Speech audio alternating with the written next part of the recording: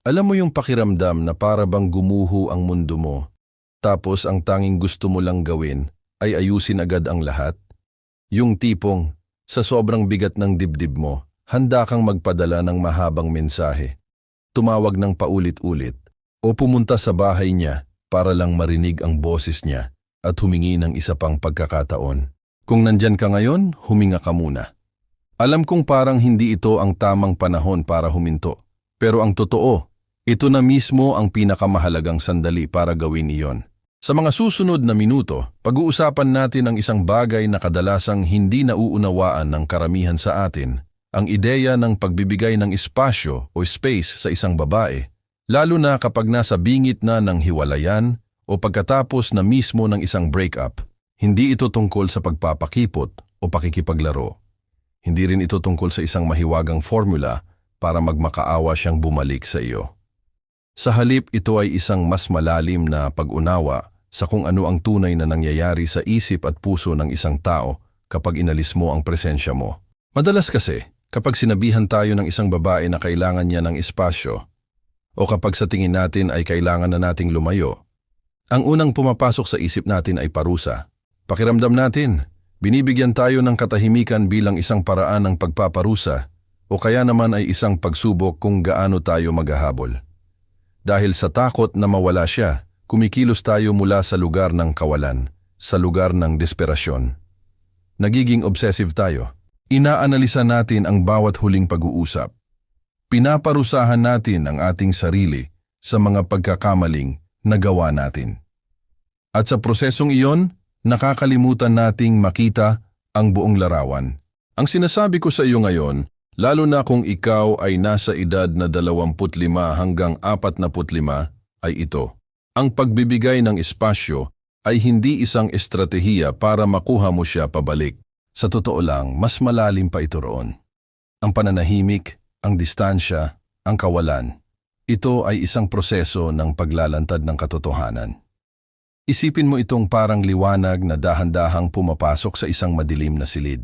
Sa simula, ayaw natin ng liwanag dahil masakit ito sa mata. Pero sa paglipas ng panahon, dito lang natin makikita kung ano ba talaga ang nangyayari sa ating paligid. Kaya kung naghahanap ka ng sagot kung bakit parang hindi gumagana ang iyong mga text messages o kung bakit mas lalo siyang lumalayo kapag mas sinusubukan mong lumapit, malamang ay dahil nilalabanan mo ang natural na daloy ng prosesong ito. Ang video na ito ay hindi para turuan ka ng mga mind games. Hindi kita bibigyan ng script para gayumahin siya o lokohin ang sarili mo. Sa halip, titingnan natin kung ano ang tunay na nararamdaman ng isang babae kapag binigyan mo siya ng kanyang espasyo at kung bakit ang pag-unawa sa prosesong ito ang magiging daan hindi lang para sa kanyang pag-iisip, kundi para sa iyong sariling kalayaan. Magsisimula tayo sa isang katotohanang mahirap tanggapin ngunit kailangan mong marinig. Ang unang puntong ito ay tungkol sa kung paanong ang iyong pagkawala o paglayo ay hindi agad nangangahulugang mamimiss ka niya. Sa maraming mga natutunan natin mula sa mga pelikula, sa mga kanta, o sa mga payo ng ating mga kaibigan, laging sinasabi sa atin na absence makes the heart grow fonder. Na kapag hindi ka nakita ng tao, bigla kanyang hahanapin. Pero ang totoo ay mas komplikado pa rito. Ang pag-alis ay nagbibigay ng espasyo para lumitaw ang katotohanan. Hindi iyon automatiko na pagka-miss sa iyo. Ito ay isang paghahayag. Halimbawa, kung ang relasyon ninyo ay puno ng pagtatalo, ng kawalan ng tiwala, o kung ikaw ay naging sobrang kontrolado at laging nangangailangan ng kanyang atensyon, ang kanyang magiging reaksyon sa iyong biglaang pananahimik ay hindi kalungkutan, kundi kaluwagan o relief. Maaaring sa mga unang araw, sa halip na hanapin ka niya, ay mas ine-enjoy pa niya ang katahimikan, ang kapayapaan na hindi niya naranasan noong kayo pa. At masakit iyon, alam ko. Pero ito ang katotohanan. Ang kanyang reaksyon sa iyong paglayo ay direktang salamin ng kalidad ng koneksyon na binuo ninyong dalawa. Kapag lumayo ka, hindi mo siya kontrolado. Ang kontrolado mo lang ay ang iyong sariling pag-uugali. At kung ang nakikita niya sa iyong paglayo ay isang pag-alis ng bigat sa kanyang dibdib, iyon ang katotohanan ng inyong dinamika. Hindi ito nangangahulugang masamang tao ka. Ito ay nangangahulugan lamang na hindi malusog ang inyong naging pagsasama. At sa oras na magkahiwalay kayo, mas malinaw niyang nakikita iyon. Sa kabilang banda, kung ang relasyon ay may matibay na pundasyon ng paggalang at pagmamahal, ngunit sadyang nawala lang ang spark o may mga panlabas na stressor na nagdulot ng lamat, ang kanyang mararamdaman sa iyong paglayo ay maaaring kuryosidad o kalungkutan. Pero kahit ito ay hindi pa rin garantiya, ito ay nangangailangan pa rin ng panahon. Ang mali natin bilang mga lalaki ay ang paghahanap ng agarang sagot. Hinahanap natin ang mabilis na tugon. Kapag hindi siya agad tumawag, napagkakamalan nating wala na siyang pakialam. Ngunit ang katotohanan ay nasa proseso pa siya. At dito papasok ang ating pangalawang punto. Ang emosyonal na mga yugto na pinagdaraanan ng isang babae. Hindi mo maaaring husgahan ang kanyang nararamdaman base lamang sa unang 3 o 5 araw. Ang pag-iisip ng tao ay hindi gumagana sa paraang isang switch na pwedeng i-on at off. Ito ay mas katulad ng isang sugat na unti-unting naghihilom o isang kalamnan na kailangang umangkop sa bagong sitwasyon. Kapag bigla mong inalis ang iyong sarili sa isang sitwasyon, ang unang mararanasan niya ay ang tinatawag nating adjustment phase o ang yugto ng pag-aangkop. Sa mga panahong ito, ang kanyang katawan at isipan ay umaalis sa nakagawian. Sa mga unang araw, maaaring makaramdam siya ng kaluwagan tulad ng nabanggit ko o maaaring makaramdam siya ng isang uri ng manhid na kawalan. Kadalasan abala pa siya sa kanyang pang-araw-araw na gawain. Sinusubukang punan ang mga blankong oras na dati ay nakalaan sa iyo. Hindi pa niya lubos na napoproseso ang bigat ng nangyari. Ito ang dahilan kung bakit mapanganib na gumawa ng mga malalaking desisyon o magpadala ng mga emosyonal na mensahe sa mga unang sandaling ito. Ang kanyang isipan ay nasa survival mode pa, hindi pa sa pagmumuni-muni. Kapag ipinilit mo ang iyong presensya sa yugtong ito, lalo mo lang pinahihirapan ang proseso ng pag-aangkop. Pagkatapos ng ilang linggo, doon pa lamang magsisimulang lumabas ang mas malalim na damdamin.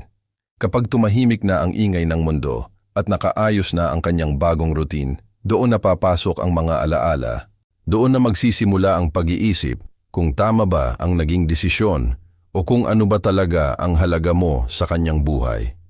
Kung minamadali mo siyang husgahan sa unang linggo, malaki ang tsansa na mali ang iyong konklusyon. Ang katahimikan ay nangangailangan ng panahon para lumitaw ang katotohanan. Katulad ng pagtatanim, hindi mo hinuhukay ang binhi araw-araw para tingnan kung tumubo na ba. Hinahayaan mo ito sa lupa, sa dilim, kung saan nagaganap ang mahiwagang pag-unlad. At ang ikatlong bagay na dapat mong maunawaan ay ang malaking papel ng nakasanayan o habit. Maraming lalaki ang nagkakamali rito. Kapag ang isang babae ay nagpakita ng kalungkutan matapos ang ilang araw na hindi kayo nag-uusap, agad nating iniisip na, ayun, namimiss niya ako, kailangan niya akong makita. Pero kailangan nating maging tapat sa ating sarili. Ang kanyang discomfort o hindi pagiging mapalagay ay kadalasang nagmumula sa pagkawala ng mga nakasanayang gawain. Ang magandang umaga na text, ang tawag sa gabi, ang taong kasama niya sa panonood ng paborito niyang serye, kaysa sa mismong pagkawala ng iyong pagkatao. Ang mga relasyon ay binuo sa mga paulit-ulit na kilos. Ito ang mga sinulid na humahabi sa tela ng araw-araw na pamumuhay. Kapag bigla mong hinila ang isang sinulid na iyon, ang buong tela ay nakakaramdam ng pagbabago. Kaya ang kanyang napapansin sa mga sandaling iyon ay ang kawalan ng routine, ang kawalan ng pamilyar na tinig, ang kawalan ng taong nakakaalam ng kanyang mga kwento. Ito ba ay nangangahulugang hindi kanya mahal? Hindi. Pero nangangahulugan ito na ang kanyang nararamdaman ay maaaring pagkalito at kawalan ng pamilyaridad, hindi pa malalim na pangungulila sa iyong buong pagkatao. At kung hindi mo ito maiintindihan, maaari kang gumawa ng maling hakbang na lumapit sa kanya para lang punan ang kawalan na iyon. Pero ang problema, kung babalik ka dahil lang sa habit at hindi sa tunay na pagnanais na ayusin ang pundasyon, babalik lang kayo sa dati, sa masakit na cycle. Dito na mahalaga ang pag-unawa sa mas malalim na layunin ng iyong pagtutuon sa iyong sarili na siyang susunod nating pag-uusapan. Pero sa ngayon, mahalagang mapagtanto mo na ang pagbibigay ng espasyo ay hindi isang paraan ng pagmamanipula para maramdaman niya ang iyong halaga. Sa halip, ito ay ang pagbibigay mo sa kanya ng katahimikan upang maramdaman niya ang bigat ng kanyang sariling damdamin at ang mga ugat ng kanyang mga nakasanayan. Ito ang unang hakbang upang makita niya at makita mo kung ano ba talaga ang natitira sa inyong dalawa kapag inalis na ang ingay ng nakagawian. Isipin mo ang iyong sarili bilang isang taong nakatayo sa isang tabi habang may malakas na bagyo sa iyong harapan. Hindi mo kayang patigilin ang hangin at hindi mo kayang pigilan ang ulan. Ang tanging magagawa mo ay tumayo ng matatag at payapain ang iyong sarili habang hinihintay na humupa ang unos. Ang pagbibigay ng espasyo ay parang pag-atras mula sa gitna ng bagyo. Hindi ito pagtalikod sa iyong nararamdaman. Ito ay ang pagpili na maging malinaw at matino sa halip na masayang sa pakikipaglaban sa mga elemento na hindi mo naman kontrolado. Sa puntong ito ng iyong buhay, maaaring pakiramdam mo ay nag-iisa ka sa prosesong ito, na para bang ikaw lang ang nakaupo sa katahimikan habang ang lahat ng pamilyar na tunog ng iyong relasyon ay naglalaho. Ngunit doon mismo nagsisimula ang tunay na paglaki. Ang kawalan na nararamdaman mo ngayon ay hindi lamang isang parusa. Ito ay isang paanyaya upang mas makilala mo ang iyong sarili, ang iyong mga pangangailangan, at kung ano ba talaga ang kaya mong ibigay sa isang relasyon. At habang pinagmamasdan mo ang lahat ng ito, may isang bagay na dapat mong simulan na pagtuunan ng pansin, ang iyong sariling pag-unlad. Sapagkat ang susunod na bahagi ng paglalakbay na ito ay hindi na tungkol sa paghihintay kung babalik ba siya o hindi. Ito ay tungkol sa kung paano mo gagamitin ang katahimikang ito para buuin ang isang bersyon ng iyong sarili na hindi na nakadepende sa kanyang desisyon para maging masaya. Ito ang magiging daan upang ang iyong paglaki ay hindi nakatali sa kanya, kundi sa sarili mong mga kamay. Kapag sinimulan mong ilipat ang iyong atensyon mula sa kanya papunta sa iyong sariling pag-unlad, mararamdaman mo ang isang kakaibang pagbabago sa iyong kalooban. Hindi ito agad-agad na saya at hindi rin ito ang uri ng kapanatagan na nagmumula sa paniniwalang babalik siya. Ito ay isang mas tahimik na uri ng kapayapaan. Iyong alam mong may ginagawa kang tama para sa iyong sarili, kahit hindi mo pa alam kung ano ang kahihinatnan ng kwento ninyong dalawa. Ang paghihintay sa kanyang pagbabalik ay parang paglalagay ng iyong buong buhay sa isang pause button. Habang nakapos ka, ang mundo ay patuloy na umiikot. Ang iyong mga kaibigan ay umaasenso, ang iyong mga kapatid ay nagkakaroon ng mga bagong karanasan, at ang mga pagkakataon sa iyong trabaho o negosyo ay dumadaan sa harap mo. Pero dahil nakatutok ang iyong mga mata sa telepono, sa pag-asa ng isang tawag o mensahe, hindi mo sila napapansin. Ang bawat araw na ginugugol mo sa paghihintay ay isang araw na hindi nababalik pa. At ang mas masakit, ang iyong emosyonal na kalagayan ay nagiging parang isang bangkang itinali sa kanyang desisyon. Kapag siya ay lumapit, umaahon ka. Kapag siya ay lumayo, nalulunod ka. Hindi iyong pamumuhay. Iyon ay pagsusugal ng iyong kapayapaan sa isang bagay na wala sa iyong kontrol. Kaya ang pinakamalusog na paraan, ang tanging paraang tunay na makapagpapalaya sa iyo, ay ang ganap na paghinto sa pagsisikap na hulaan ang kanyang susunod na kilos. Hindi mo kontrolado ang kanyang puso, ang kanyang isip, o ang kanyang mga desisyon. Hindi mo kayang pilitin ang isang tao na maramdaman ang isang bagay na hindi niya handang maramdaman.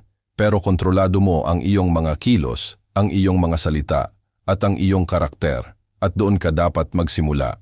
Ano ang ibig sabihin ng pagtuon sa iyong sariling pag-unlad sa praktikal na paraan? Hindi ito kailangang maging isang malaking eksena sa pelikula.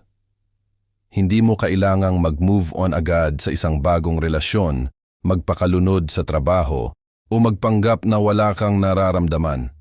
Ang pag-unlad ay nagsisimula sa maliliit, tahimik na mga desisyon na ginagawa mo araw-araw.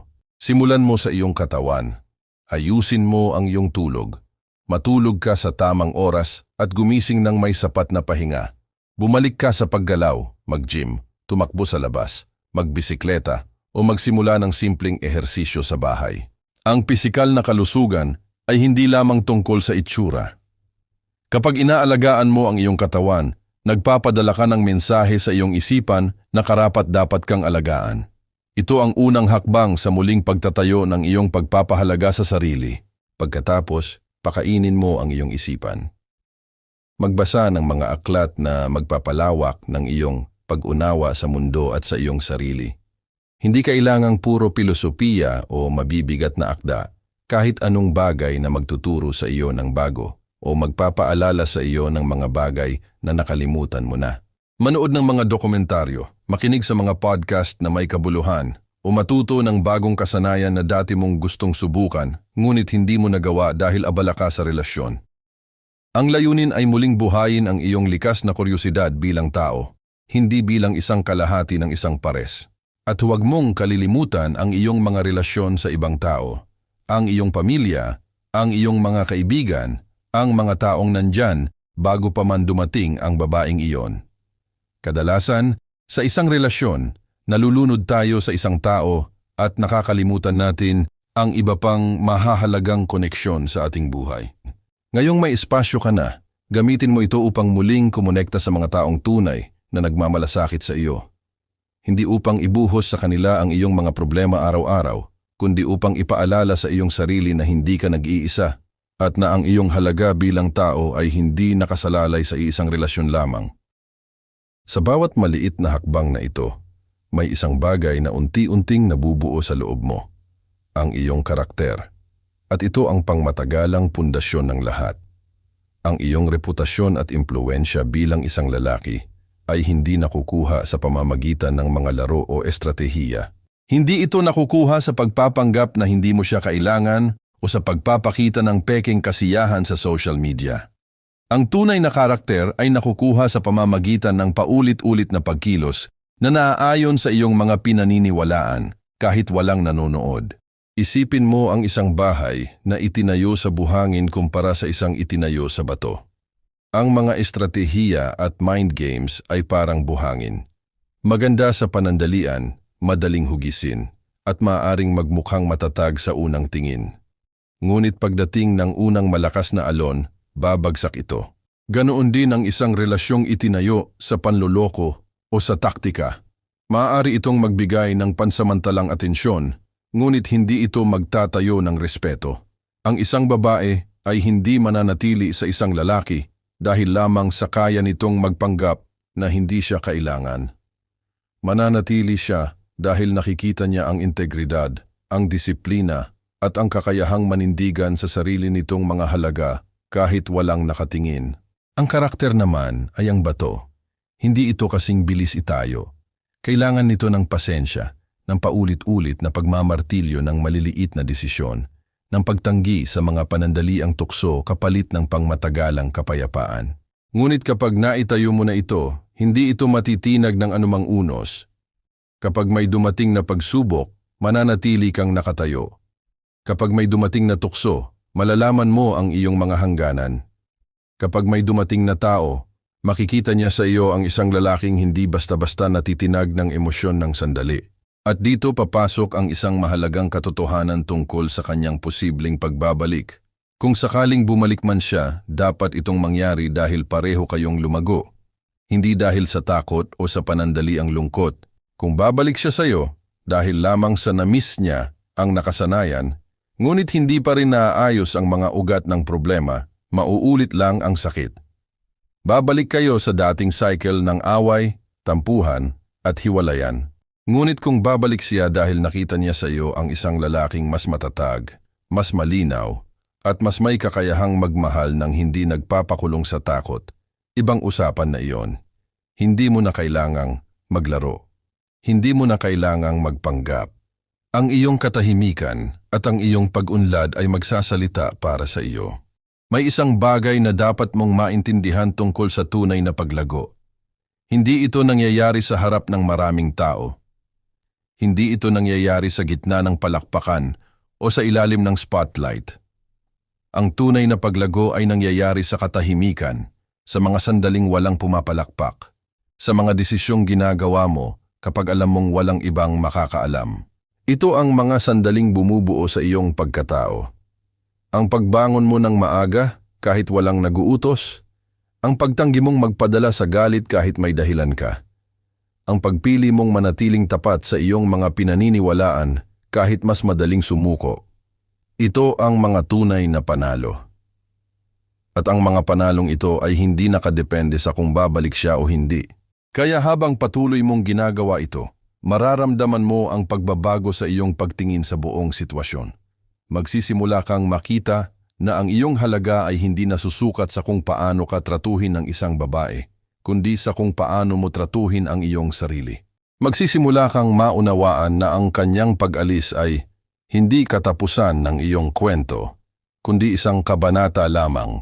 Isang kabanatang may itinuro sa iyo na hindi mo malalaman kung nanatili ka sa iyong comfort zone. At sa bawat araw na pipiliin mong kumilos ng may layunin, sa halip na magmukmok sa kawalan, mas lalo kang lumalapit sa isang uri ng kalayaan na hindi kayang alisin ng sinuman. Sa huli, ang tanong ay hindi na kung babalik ba siya o hindi. Ang tanong ay kung sino ka na kapag dumating ang anumang sagot. Kung babalik siya, tatanggapin mo ba ng may kalinawan at hindi dahil sa takot? Kung hindi siya babalik, magpapatuloy ka ba ng may kapayapaan dahil alam mong hindi siya ang nagbibigay ng kahulugan sa iyong buhay? Ito ang mga tanong na unti-unti mong masasagot habang inilalagay mo ang iyong pokus sa iyong sariling pag-unlad at sa pagtatayo ng isang karakter na hindi natitinag. At kapag naabot mo na ang puntong ito, malalaman mong may mas malalim pa palang tagumpay na naghihintay sa iyo. Isang tagumpay na hindi mo makukuha sa pamamagitan ng paghahabol sa kanya, kundi sa pamamagitan ng pagiging buo sa iyong sarili. At ano nga ba ang ibig sabihin ng pagiging buo sa iyong sarili? Ito ang tanong na dapat mong harapin ngayon, lalo na kung pakiramdam mo ay pira-piraso ka pa rin matapos ang lahat. Hindi ito tungkol sa pagpapanggap na wala kang nararamdaman. Hindi ito tungkol sa pagiging malamig o walang pakialam. Ang pagiging buo ay nangangahulugang hindi ka na isang taong hati-hati ang pagkatao, na hindi na nakadepende sa kanyang atensyon, sa kanyang pagbabalik o sa kanyang pag-apruba para maramdaman mong kumpleto ka. Ito ang pinakamataas na antas ng tagumpay na maaari mong makamit sa sitwasyong ito, at ito ay hindi nakadepende sa kanya. Kadalasan kasi, iniisip natin na ang panalo ay ang makuha natin siya pabalik. Na kapag bumalik siya, saka pa lamang tayo magiging masaya, saka pa lamang mawawala ang sakit, saka pa lamang mararamdaman na tama ang lahat. Ngunit ang ganitong pag-iisip ay naglalagay sa iyong kapalaran sa kanyang mga kamay. Sinasabi mo sa iyong sarili na ang iyong kaligayahan ay pag-aari niya at wala ka ng kontrol doon. Hindi iyon kalayaan. Iyon ay isang anyo ng pagkakulong na ikaw mismo ang gumawa para sa iyong sarili. Ang tunay na tagumpay ay ang araw na magising ka at maramdaman mong may kahulugan pa rin ang iyong buhay, kahit wala na siya sa tabi mo. Ito ay ang araw na makita mo ang kanyang pangalan sa iyong telepono o ang kanyang larawan na may kasamang iba at hindi ka na manghihina. Ito ay ang araw na mapagtanto mong ang iyong halaga bilang lalaki, bilang tao, ay hindi nasusukat sa kung sino ang nagmamahal sa iyo, kundi sa kung paano ka nagmamahal sa iyong sarili at sa iba. Ito ang kalayaang emosyonal na dapat mong hangarin. Pero paano mo maaabot ang ganitong uri ng kalayaan? Hindi ito nangyayari sa magdamag at hindi rin ito nangyayari sa pamamagitan ng pagpilit sa iyong sarili na kalimutan siya. Sa halip, ito ay unti-unting nabubuo sa pamamagitan ng araw-araw na pagsasanay ng pagtuon sa mga bagay na nasa iyong kontrol. May mga bagay sa buhay na hindi mo kayang kontrolin at may mga bagay na kaya mo. Ang kanyang damdamin, ang kanyang mga desisyon, ang kanyang mga alaala, ang kanyang pagnanais na bumalik o lumayo. Hindi mo kontrolado ang mga ito. Kahit anong gawin mo, kahit gaano karaming mensahe ang ipadala mo, kahit gaano kakagaling magpaliwanag, hindi mo kayang pilitin ang kanyang puso na pumili ng isang bagay na hindi nito pinipili. Ang pagtanggap sa katotohanan ito ay hindi pagsuko. Ito ay paglaya. Sapagkat kapag tinanggap mo na hindi mo kontrolado ang kanyang mga desisyon, maaari mo nang ihinto ang pag-aaksaya ng iyong enerhiya sa mga bagay na wala kang magagawa at sa halip ay ituon ito sa mga bagay na kaya mong baguhin. Ang iyong mga kilos, ang iyong mga salita, ang iyong mga gawi, ang iyong pag-iisip, ito ang iyong teritoryo. Dito mo ilagay ang iyong lakas. Sa bawat umaga nagigising ka, tanungin mo ang iyong sarili, ano ang kaya kong gawin ngayon upang maging mas mabuting bersyon ng aking sarili? Hindi upang mapansin niya, hindi upang magselos siya, hindi upang patunayan sa kanya na nagkamali siyang iwan ka, kundi para sa iyong sarili, para sa iyong sariling pag-unlad, para sa iyong sariling kapayapaan. Maaaring ito ay ang pag-eehersisyo na dati mong gustong gawin, ngunit hindi mo nagawa dahil abala ka sa relasyon. Maaaring ito ay ang pag-aaral ng bagong kasanayan na magpapalawak ng iyong oportunidad sa trabaho o negosyo. Maaaring ito ay ang pag-aayos ng iyong pananalapi na dati mong napapabayaan. Maaaring ito ay ang simpleng paggugol ng mas maraming oras sa iyong pamilya at mga kaibigan na nakalimutan mong pahalagahan noong abala ka sa pag-ibig. Ang mga maliliit na hakbang na ito ay tila walang kabuluhan sa simula, ngunit sa paglipas ng panahon, sila ang bumubuo sa pundasyon ng iyong bagong pagkatao. Natatakot kang bumitaw dahil pakiramdam mo kapag tumigil ka ng umasa, tuluyan na siyang mawawala. Pero ang totoo, hindi mo siya mapipigil sa pamamagitan ng paghawak ng mahigpit. Ang pag-asa na nakatali sa desperasyon ay hindi tunay na pag-asa. Ito ay pagpapahirap sa sarili. Kapag binitawan mo ang pangangailangang kontrolin ang resulta, saka ka lamang magiging malaya. At sa kalayaang iyon, makikita mo ang iyong sarili ng mas malinaw. Makikita mo kung ano ba talaga ang gusto mo sa buhay, hindi lamang kung sino ang gusto mong makasama. May isang kabalintunaan dito na mahalagang maunawaan. Kapag naabot mo na ang puntong ito, ang puntong wala ka ng kinakatakutang mawala, mas nagiging kaakit-akit ka bilang tao. Hindi dahil naglalaro ka ng isang uri ng strategy, kundi dahil totoong nag-iba ka na. Ang isang taong buo ay hindi nagmamakaawa. Hindi siya humahabol ng may desperasyon. Hindi siya nagbabanta o nagpapadala ng mahahabang emosyonal na mensahe. Ang kanyang presensya ay tahimik ngunit matatag, at iyon ang uri ng tao na gustong makasama ng sinuman. Hindi bilang isang taong kailangan nila upang maging masaya, kundi bilang isang taong pinili nila dahil sa kanyang sariling halaga. Kaya ang tunay na tagumpay sa sitwasyong ito ay hindi ang pagbabalik niya. Kung babalik siya, iyon ay isang karagdagang biyaya, ngunit hindi iyon ang mismong premyo. Ang premyo ay ang iyong sariling pag-unlad, ang iyong bagong karakter, ang iyong kakayahang tumayo sa sarili mong mga paa nang hindi nangangailangan ng ibang tao upang maramdaman mong kumpleto ka. Kung babalik siya at ikaw ay nanatiling marupok at desperado, hindi iyon tunay na panalo. Kung hindi siya babalik at ikaw ay naging mas malakas at mas matatag, iyon pa rin ay isang panalo. Sa paglalakbay na ito, natutunan natin na ang pagbibigay ng espasyo ay hindi isang laro o isang taktika, kundi isang proseso ng paglalantad ng katotohanan.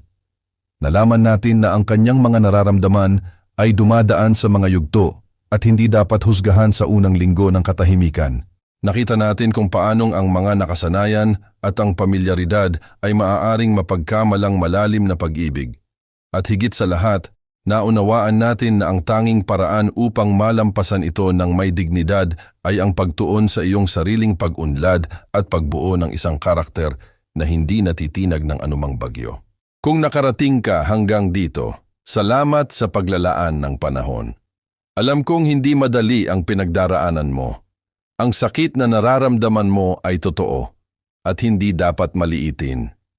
Ngunit gusto kitang anyayahan na ibahagi ang iyong kwento sa comment section sa ibaba. Hindi mo kailangang magpakilala ng buo, ngunit ang pagsusulat ng iyong nararamdaman ay isa ng hakbang tungo sa paggaling. Gusto kong malaman kung ano ang pinakamahirap na bahagi para sa iyo o kung may natutunan ka ba sa prosesong ito na gusto mong iambag sa iba. Maaaring ang iyong karanasan ang maging liwanag para sa ibang lalaking dumadaan sa parehong dilim. Kung nakatulong ang video na ito sa iyo, pindutin ang like button at mag-subscribe sa channel para sa mas marami pang usapang ganito. Hindi ito tungkol sa akin, kundi tungkol sa pagbuo ng isang komunidad ng mga lalaking handang maging mas mabuting bersyon ng kanilang sarili. Hindi para sa ibang tao, kundi para sa kanilang sariling kapayapaan at paglago. Ang bawat video na ginagawa natin ay isang paalala na mayroon tayong kakayahang bumangon mula sa anumang pagbagsak. Tandaan mo, hindi ka nag-iisa sa labang ito. Ang sakit na nararamdaman mo ngayon ay hindi permanente. Ito ay isang paanyaya upang bumangon, matuto, at maging mas malakas. Ang iyong pinakamagandang kabanata ay hindi pa nagsisimula. Ako ay naniniwala sa iyong kakayahan. At higit sa lahat, dapat kang maniwala sa iyong sarili. Ang iyong halaga ay hindi nakasalalay sa kung sino ang umalis o nanatili. Ito ay nakasalalay sa kung paano mo pinipiling buuin ang iyong sarili sa bawat araw na dumaraan. Kaya't huminga ka ng malalim, ituwid ang iyong likod at gawin ang unang hakbang ngayon. Ang buhay ay hindi naghihintay at ikaw rin ay hindi dapat maghintay. Magkita tayo sa susunod na video. At hanggang doon, ingatan mo ang iyong puso at ang iyong isipan.